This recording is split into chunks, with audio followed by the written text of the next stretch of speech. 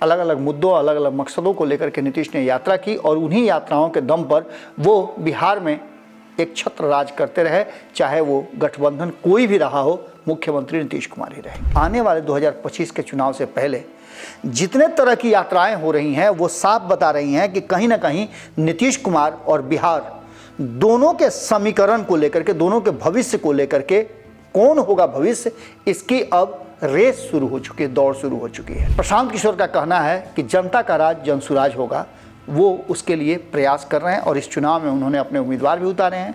इसीलिए हम बता रहे हैं कि 1 महीना के बाद जनसुराज और जनसुराज के उम्मीदवारों का क्या होगा, प्रशांत किशोर आगे कंटिन्यू करेंगे तो किस तरीके से करेंगे, कितना उनका बिहार की राजनीति में प्रभाव रहेगा। उपेंद्र कुशवाहा भी यात्रा कर रहे हैं और यात्रा लगातार वो कर रहे हैं क्योंकि उन्हें भी अपनी पार्टी और अपने संगठन को संकुचित करना है। नोरमा ग्रुप, जो सोचता है वो करता है, आपके अपने सपनों का आशियाना।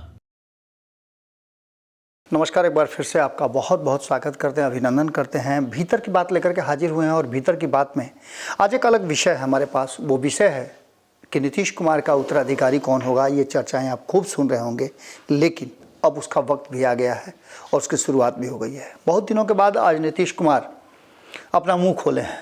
नीतीश कुमार ने हालांकि राजनीतिक बातें नहीं की है, उन्होंने छठ से जुड़ी हुई बातें की हैं और बताया है कि छठ में सब व्यवस्था हो रही है, सब कुछ हम कर ही रहे हैं। और जैसा कि वो अपने अंदाज में बोलते हैं उसी अंदाज में उन्होंने बात किया। हालांकि मीडिया से दूरी बनाने की कोशिश थी, लेकिन जो विषय था उस विषय पर लोग जानना चाहते थे कि क्या तैयारियां नीतीश कुमार के द्वारा, उनकी सरकार के द्वारा किया जा रहा है। साथ ही सबसे महत्वपूर्ण बात थी कि उनके बगल में सम्राट चौधरी भी थे। अब इन सभी बातों को लेकर के निश्चित रूप से जो चर्चाएं चल रही हैं कि नीतीश कुमार चाहते कुछ और हैं, भारतीय जनता पार्टी कर कुछ और रही है। इसके साथ साथ नीतीश कुमार 2025 के चुनाव की तैयारी कर रहे हैं। नीतीश कुमार को ये मान लिया गया है कि वही अगुवा होंगे, वही आगे बढ़ेंगे। लेकिन इन सब बातों के साथ साथ क्या जो बिहार की राजनीति में दिखाई दे रहा है हो वही रहा है क्या, इन सभी बातों को लेकर के हम 4 लाइनों से शुरुआत करेंगे। जैसा कि आप जानते हैं कि अक्सर मैं राजनीति पर कुछ कुछ बातें लिखता रहता हूँ। उसी में हमने लिखा है कि चुनवा दीजिए ख्वाहिशों को दीवार में, चुनवा दीजिए ख्वाहिशों को दीवार में, सपनों के सौदागर हैं सियासी बाजार में। सपनों के सौदागर हैं सियासी बाजार में, लोकतंत्र जिंदा है सिर्फ बात और व्यवहार में। लोकतंत्र जिंदा है सिर्फ बात और व्यवहार में। किसके आगे हाथ फैलाएं छद्म संसार में, किसके आगे हाथ फैलाएं छद्म संसार में। और ये कहीं ना कहीं इस बात की तरफ इशारा कर रहा है कि जो बिहार में नई धारा चल रही है और इस धारा में जो गांधी जी की आइडियोलॉजी है उसको एडॉप्ट करने की बात चल रही है। और कहा यह जा रहा है कि बिहार लोकतंत्र की धरती रही है, आंदोलन यहीं से शुरुआत होता है जो पूरे देश की राजनीति को और चीज़ों को प्रभावित करता है। एक बार फिर से इसी तरह की करीब आधा दर्जन से ज़्यादा बिहार में ऐसी यात्राएं चल रही हैं जिसके मायने क्या है, मकसद क्या है और उन यात्राओं से होना क्या है। आपको याद होगा कि नीतीश कुमार इन्हीं यात्राओं के बदौलत बिहार में सत्ता स्थापित किए। 2005 में उन्होंने सत्ता स्थापित की और आज तक कायम है। 2005 में 2 चुनाव हुए थे। पहला फरवरी में, जिस चुनाव में नीतीश कुमार चाह करके भी सब कुछ उनके हाथ में था, लेकिन अचानक से सब कुछ बिगड़ गया और वो सत्ता पर कायम नहीं हो सके। मुख्यमंत्री की कुर्सी उनसे थोड़ी सी दूर रह गई। उसके बाद नीतीश कुमार ने बिहार की जनता के लिए यात्रा शुरू किया। इस यात्रा ने नीतीश कुमार को स्थापित कर दिया और नीतीश कुमार की वो यात्रा वाली जो सिलसिला था, शैली थी, वो लगातार जारी रही। नीतीश कुमार लगातार यात्रा करते रहे और आज से 1 साल पहले तक नीतीश कुमार ने यात्रा किया है। इन यात्राओं के माध्यम से नीतीश कुमार सीधा संवाद करते थे आम जनता से और यात्रा में वो जाकर के रात्रि विश्राम भी कई बार करते थे। अलग अलग मुद्दों, अलग अलग मकसदों को लेकर के नीतीश ने यात्रा की और उन्हीं यात्राओं के दम पर वो बिहार में एक छत्र राज करते रहे, चाहे वो गठबंधन कोई भी रहा हो, मुख्यमंत्री नीतीश कुमार ही रहेंगे। क्योंकि नीतीश कुमार ने लोगों पर भरोसा जताया था कि वो बिहार में अमन चैन कायम रखेंगे। लेकिन आने वाले 2025 के चुनाव से पहले जितने तरह की यात्राएं हो रही हैं वो साफ बता रही हैं कि कहीं ना कहीं नीतीश कुमार और बिहार दोनों के समीकरण को लेकर के, दोनों के भविष्य को लेकर के, कौन होगा भविष्य, इसकी अब रेस शुरू हो चुकी है, दौड़ शुरू हो चुकी है। भीतर ही भीतर हमने कई यात्राओं की बात की। एक यात्रा जो आप देख रहे होंगे पिछले 2 साल से लगातार चल रहा है, जनसुराज की यात्रा की मैं बात कर रहा हूं। बिहार को आम जनता के हाथ में देने के लिए, जैसा कि प्रशांत किशोर का कहना है कि जनता का राज जनसुराज होगा, वो उसके लिए प्रयास कर रहे हैं और इस चुनाव में उन्होंने अपने उम्मीदवार भी उतारे हैं। इसीलिए हम बता रहे हैं कि 1 महीना के बाद जनसुराज और जनसुराज के उम्मीदवारों का क्या होगा, किस तरह से वो प्रदर्शन करते हैं, ये बहुत बड़ा अहम भूमिका निभाएगा। और इसके बाद ये तय होगा कि क्या प्रशांत किशोर आगे कंटिन्यू करेंगे तो किस तरीके से करेंगे, कितना उनका बिहार की राजनीति में प्रभाव रहेगा। इसके अलावा आप देख रहे होंगे कि नीतीश की उपलब्धियों को लेकर के एक यात्रा और चल रही है। मनीष वर्मा नीतीश कुमार की उन्हीं यात्राओं को आगे बढ़ा रहे हैं और इस बढ़ाते हुए यात्रा में मनीष वर्मा लोगों तक नीतीश कुमार की आइडियोलॉजी, उनके द्वारा किए गए कार्यों को और लोगों को एकजुट करने का कोशिश कर रहे हैं। यात्रा तो उपेंद्र कुशवाहा भी कर रहे हैं। उपेंद्र कुशवाहा जो लौकुश समीकरण जो नीतीश कुमार का है उसके एक मजबूत स्तंभ हैं। उपेंद्र कुशवाहा को नीतीश कुमार का विकल्प माना जाता था। आज भी नीतीश कुमार अगर कुशवाहा समाज की बात करते हैं या कोई भी कुशवाहा समाज की बात करता है तो सबसे पहला उसका ध्यान उपेंद्र कुशवाहा पर जाता है। हालांकि सम्राट चौधरी से लेकर के श्री भगवान कुशवाहा और एक लंबी फहरिस्त है, बहुत लोगों का है, जयंत राज से लेकर के सारे लोगों को उधर देख लीजिए कि आप रामेश्वर महतो हैं, जिनको भी इस समाज का एक बहुत बड़ा वरदान हासिल है। इन सभी लोगों को समय समय पर जनता दल यूनाइटेड में स्थान मिला है और लौकुश समीकरण को साधने के लिए नीतीश कुमार ने इन सभी नेताओं का प्रयोग किया है। उपेंद्र कुशवाहा भी यात्रा कर रहे हैं और यात्रा लगातार वो कर रहे हैं क्योंकि उन्हें भी अपनी पार्टी और अपने संगठन को संकुचित करना है। अपने समाज के साथ साथ अन्य समाज के लोगों को भी एकजुट करके उनको ये करना है कि आगे की राजनीति और रणनीति करनी है। बिहार में बिहार का विकल्प और नीतीश का विकल्प बनने की होड़ लगी हुई है। इसी यात्रा के क्रम में आप देखे होंगे कि तेजस्वी यादव भी यात्रा कर रहे हैं। तेजस्वी यादव 2024 के लोकसभा चुनाव के बाद जो उनकी स्थिति हुई, 4 सीटों पर टिक गए। हालांकि 2019 से बेहतर प्रदर्शन था, लेकिन अगर विधानसभा की दृष्टि से देखें जहां तेजस्वी यादव को मेन कुर्सी पर बैठना है, वहां तेजस्वी यादव पिछड़ गए हैं। 75 विधानसभा सीट जीतने वाले तेजस्वी यादव मात्र 35 से 36 विधानसभाओं में लीड बना पाए। इसके मायने क्या निकाले जाए? इसके मायने हैं कि कहीं ना कहीं तेजस्वी यादव विधानसभा में और मेहनत करने की जरूरत है और इसको लेकर के वो कार्यकर्ताओं से मिल रहे हैं। इतना ही नहीं, आपने एक चिट्ठी भी देखी होगी जिसमें कहा यह जा रहा है कि प्रशांत किशोर से काफ़ी डरी हुई है राष्ट्रीय जनता दल, क्योंकि प्रशांत किशोर की पार्टी में राष्ट्रीय जनता दल से लोग कूद कूद करके जा रहे हैं, उछल उछल के जा रहे हैं। इसके लिए भी तेजस्वी यादव प्रयास कर रहे हैं और यात्रा करके लोगों को ये समझाने की कोशिश कर रहे हैं कि आपको कहीं जाने की ज़रूरत नहीं है। ऐसा ही नहीं, इस यात्राओं के साथ साथ इसके कई और मायने आपको देखने को मिलेंगे। इन सब के बाद मुकेश सहनी भी एक यात्रा कर रहे हैं। मुकेश सहनी अपने समाज को आरक्षण दिलाने और सरकार पर दबाव बनाने के लिए, अभी तक मुकेश सहनी की उपलब्धि यही रही है कि पार्टी बनाने के बाद पहले ही उड़ान में उन्होंने अचीवमेंट तो हासिल किया, 4 विधायकों को जिताया, मंत्रिमंडल में मंत्री बने। 2020 में आपने देखा कि किस तरह से सब कुछ ठीक ठाक चल रहा था। अचानक से उन्होंने एक डिसीजन लिया जो उनके लिए बड़ी कारगर साबित हुआ।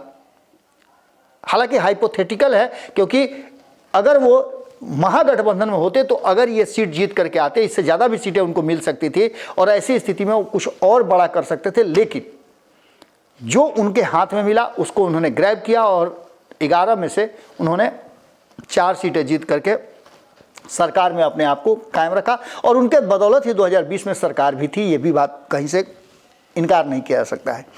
इन सब यात्राओं के साथ साथ मुकेश सहनी के साथ साथ एक यात्रा और चल रही है। ये यात्रा है अपने अधिकार जो दिया गया था, छीन लिया गया है, उसके लिए। इस यात्रा में और इस यात्रा के सूत्रधार है आईपी गुप्ता। आईपी गुप्ता हाको रथ हम पान हैं, पान समाज को लेकर के, पान समाज को एकजुट करने को लेकर के हमने पहले भी आपको बताया था, हमने कई तस्वीरें आपको दिखाई थी, हमने इंटरव्यू भी किया था ये सारी यात्राएं जो है वो इसलिए है कि नीतीश कुमार का विकल्प कौन बनेगा और बिहार का विकल्प कौन बनेगा, बिहार के शीर्ष कुर्सी पर कौन बैठेगा और नीतीश कुमार के विकल्प के रूप में कौन सामने आएगा। इसकी लड़ाई ये सभी लड़ रहे हैं। किसी को मुख्यमंत्री बनना है तो किसी को बिहार को बदलना है, इस उद्देश्य से कर रहे हैं। लेकिन जो लड़ाई आईपी गुप्ता लड़ रहे हैं वो एक अलग लड़ाई है।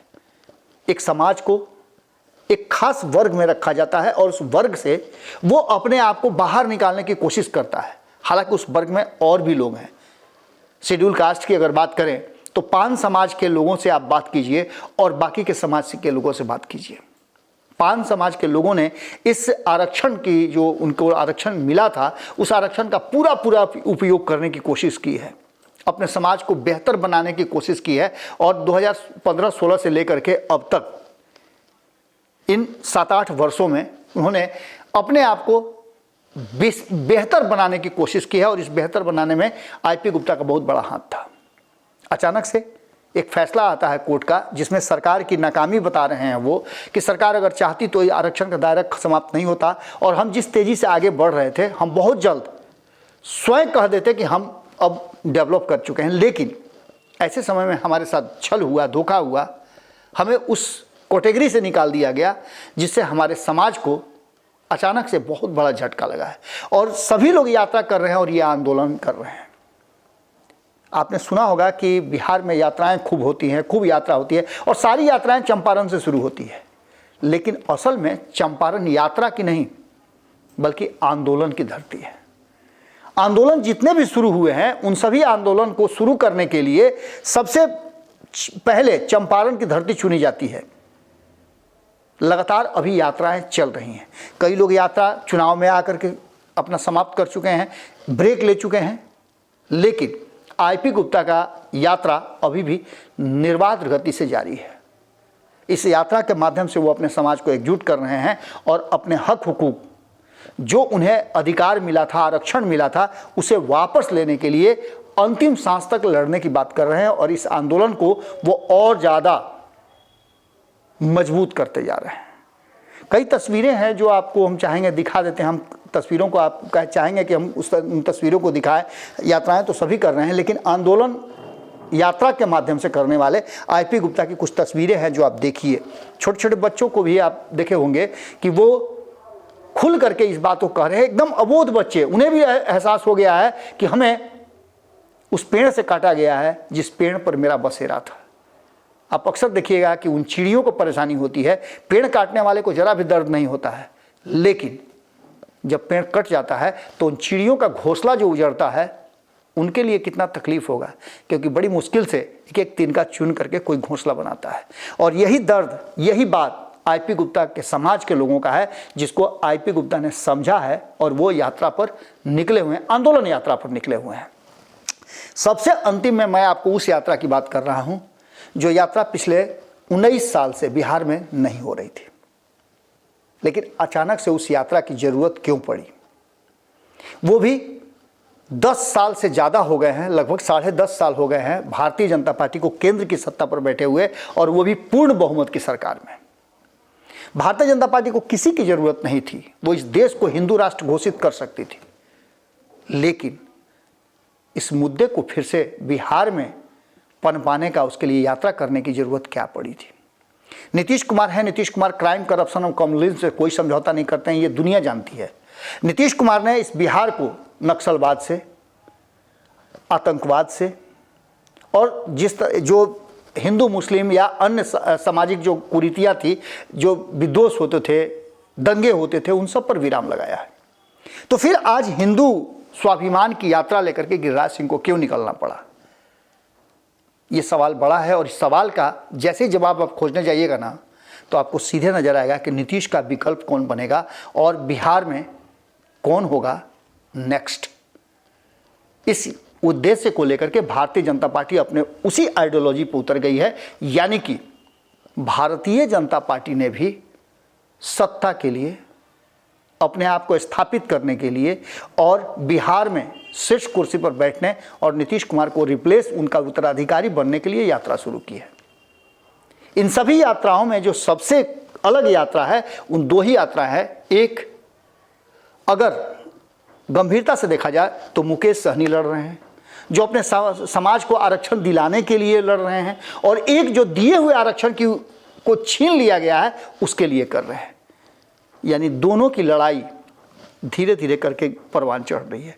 हालांकि मुकेश सहनी कई बार आरक्षण की बात करते हैं, कई तरह की बातें करते हैं, लेकिन वो जब समाज की बात आती है, समाज को कुछ देने की बात आती है, तो वो समझौता कर लेते हैं। ये उन पर आरोप लगते रहे, लेकिन अब तक आईपी गुप्ता पूरी तरह से अपने समाज के लिए समर्पित हैं, और उस समाज के समर्पण को लेकर के उन्होंने अपना काम धंधा, रोजी रोजगार, परिवार सब कुछ छोड़ दिया है।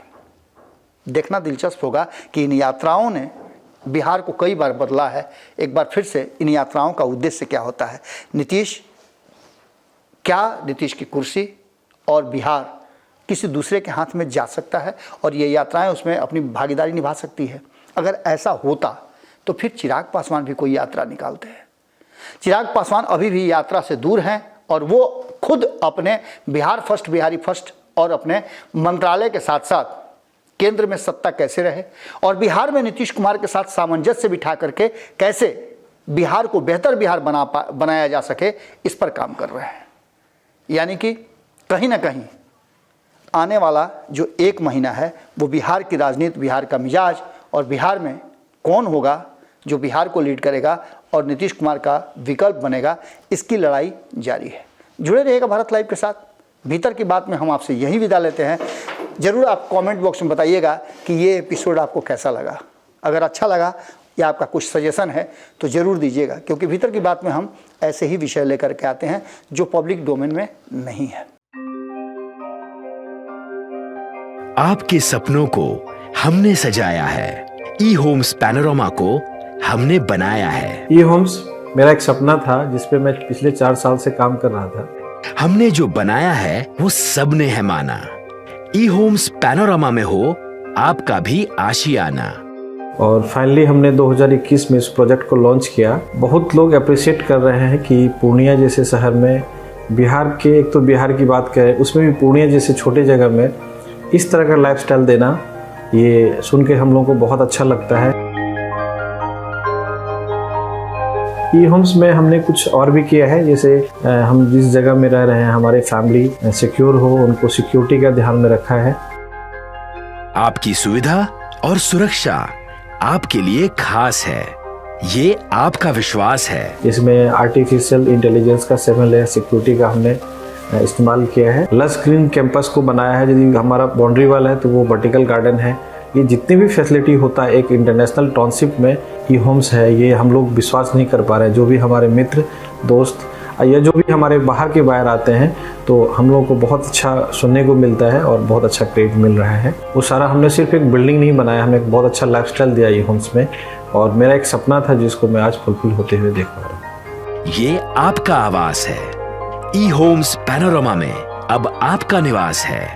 E Homes Panorama, luxurious lifestyle redefined. Panorama Group, जो सोचता है वो करता है। अगर ये वीडियो पसंद आई और वह बिहार के राजनीति और बिहारियत से सरोकार रखेनी तो सब्सक्राइब बटन दबा के चैनल के सब्सक्राइब कर ली। ओजे एगो घंटी बा, ओकरा बटन दबा देला से कुल सटीक और मारक खबर रुआ मुफ्त में मिल जाई। अगर रुआ पत्रकारिता के हमनी के नया प्रयोग में सहयोग कर चाहतानी तो ज्वाइन बटन दबा दी। पेटीएम नंबर नोट कर ली 9386816700। धन्यवाद।